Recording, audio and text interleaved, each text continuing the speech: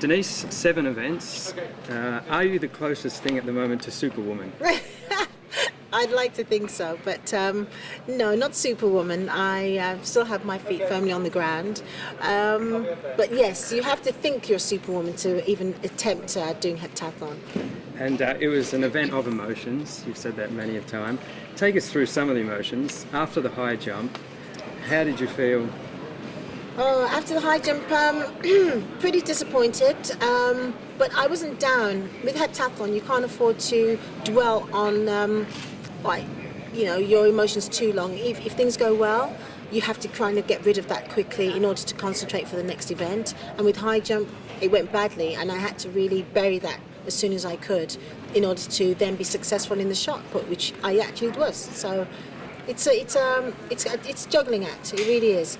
And was there ever a point at that time, just after the high jump, you thought, oh, I've blown it? Yeah, that did enter my mind at one stage. I thought, you have just thrown away the gold medal in, one silly action. But I was prepared for it because my coach also said to me, Denise, you have to be prepared for one bad event. Something's going to go wrong. And it could be high jump because of the injury problems that I sustained. So although it was a shock to me, it wasn't a complete shock. Okay, and take us through the emotions you felt after the javelin.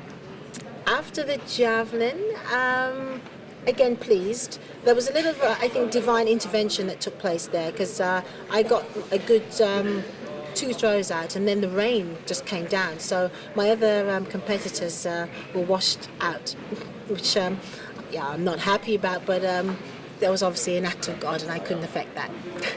Okay, and the emotions you felt before the 800 metres, just getting into the stadium, you're injured, you know what you have to do. What emotions are you going through just before the start? Go. Believe it or not, I was calm. I was also encouraged and lifted by the crowd because as soon as I stepped foot out into the arena, the British crowd just went crazy. They were so vocal, and I know they ran every step of that 800 with me because they were surging me on every inch of the way. Were you surprised how many Brits were in the crowd? Yeah, I've never known them to be so vocal. I mean, I've been to a couple of championships already now, and I think they were the loudest they've ever been. Okay, now take us through the emotions you went through after the 800 metres. At what point did you know you had the gold? I knew also when I crossed the line, when I checked the time, I heard the announcer mention the time of the winner, and I knew that I was within the distance that I needed to be, and so there was like, okay, Denise, I think you've done this. And then that swiftly went to when I saw my name in lights to complete, just beside myself. I was just,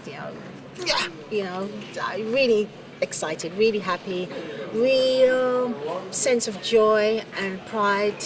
And then it was, now what happens next, the realization of being Olympic champion. It's just huge, it really is. And being on the podium, what was that like? Being on the podium, the English anthem. Well, first, I was in 2 minds because you always know that the cameras are right in there on your face. So that's the first thing. So you're under pressure. And you have to make sure that there's no dribbles or anything going on. And then it's, do you know the words to the anthem? So if you start, you have to finish. So there's a lot of these things going on in your mind, and yet you're seeing the flag blowing and you're full of pride and you're trying to hold in the tears, and so there's mixed emotions on the podium, but again, sheer joy. And what for Denise Lewis now? What is there to achieve after you've got a gold medal in the heptathlon? Another one. Well, I'm going to take a little break, and I still believe that that 7,000 point barrier is there to be broken by yet another athlete. There's only been 2 ever in the history of heptathlon, so I'd like to be another one. Were you surprised how comprehensively you won the heptathlon? Well, it wasn't comprehensive, really. It was a battle out there. And the point scores weren't high, and the distance between, I think, first and fourth wasn't really that many points, in fairness, but it was enough. Has Eunice Barber congratulated you or passed on anything? Well, after the long jump where she had to withdraw, I saw her waiting for the bus. I mean, obviously she was feeling pretty down, but she just told me, she gave me instructions, she said, you go and get those Russians, don't let them win. And so I carried out what she asked me to do. Now, if I could be any person in the world right now, I would be Denise Lewis's agent. You have looks, you have brains, you have a gold medal. Yeah. How happy was he when he found out that the gold medal was around your neck? He was happy, and I'm lucky that my agent isn't like, the Jerry Maguires of this world, and he has a heart, and he's first and foremost happy for me as a person to do well, and then he can cash in later, whatever. Okay, do you want to look down the barrel to the English people and pass on any...